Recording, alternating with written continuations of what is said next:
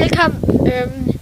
Jeg er Augis fætter, og det som vi skal i dag, det er, det er Fidgetspinner versus sten. Ja, og så vi skal kaste en sten ned på fidgetspinner. Yes.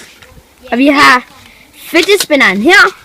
Ja, og vi skal lige præsentere, hvem det er. Det er Christian, der kaster stenen. Ja. Og vi går jeg kigger.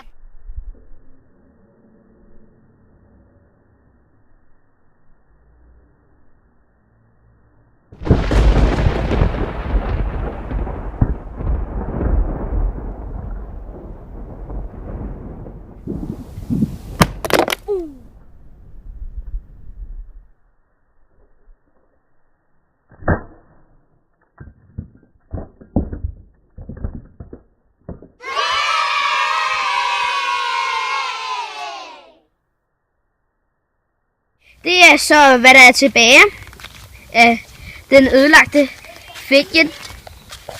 Ja, det er ikke så meget, der er tilbage. Den her tilbage, og dem er der 3 af, men den her sidder bare fast i den her. Ja, vi har nogle kuglelejer her. Så har vi den her, den virker stadig, men bare ikke så godt. Og så har vi den her, hvor de her to rigtig skulle sidde i. Der er stenen.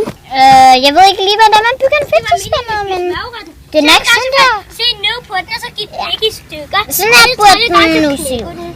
Sådan her burde den da se ud, synes jeg. Ja, det er, hvad der er tilbage af fidgetspinner. Lad lige være, Christian.